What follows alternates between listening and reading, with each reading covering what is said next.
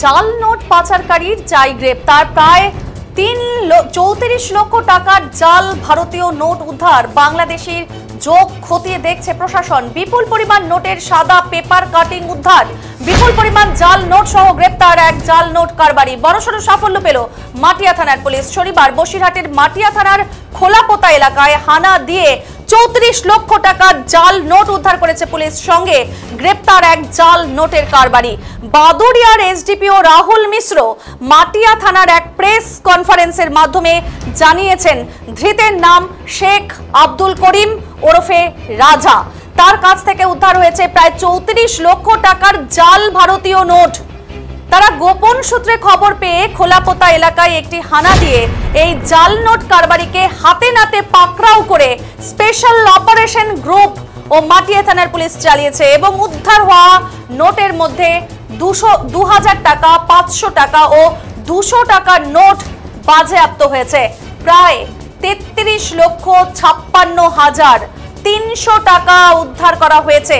জিতের বিরুদ্ধে এর আগেও মাটিয়া থানায় চুরি ছিনতাইয়ের একাধিক অভিযোগ ছিল। পাশাপাশি আগ্নেয়াস্ত্র মামলায় সে 6 মাস আগে পুলিশের হাতে ধরাও পড়েছিল। ওই বাড়ি থেকে উদ্ধার হয়েছে সাদা পেপার কাটিং, যেগুলো সাইজ টাকার সমান। পুলিশের প্রাথমিক ধারণা, আগামীতে এগুলি প্রিন্টিং করে টাকায় রূপান্তরিত করার পরিকল্পনা ছিল এই জাল নোট কারবারির। ধৃতের সঙ্গে বাংলাদেশের কোনো যোগাযোগ রয়েছে কিনা খতিয়ে দেখছে পুলিশ। তাকে পুলিশের মহকুমা আদালতে রবিবার পেশ করা হবে এবং বিচারকের কাছে 7 দিনের পুলিশি হেফাজতে নেওয়ার আবেদন চাওয়া হয়েছে।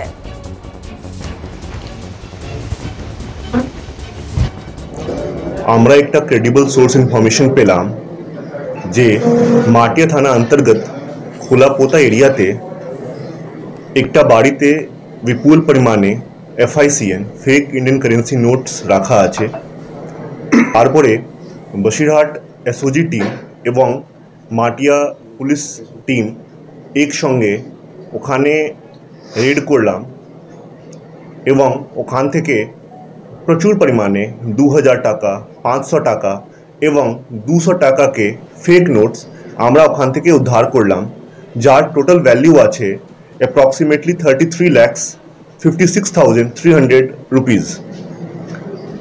পিছনে এর এগেনস্টে আর্মস অ্যাক্ট এবং চিটিং কেস আছে। মাটিয়া থানাতেই কেস হয়েছে। ইনভেস্টিগেশন পরে এটাকে জানতে পারি। আগে একটু 6 মাস আগে একটা আর্মস নিয়ে একটা কেস হয়েছে। হ্যাঁ, এখন আমরা ইনভেস্টিগেশন করে জানতে পারবো। কালকে সিজার হয়েছে, আজকে পুলিশ রিমান্ডে নিয়ে আমরা এটাকে কিভাবে প্রিপেয়ার করতো, কিভাবে ইউজ করতো, ওটাকে আমরা জানবো।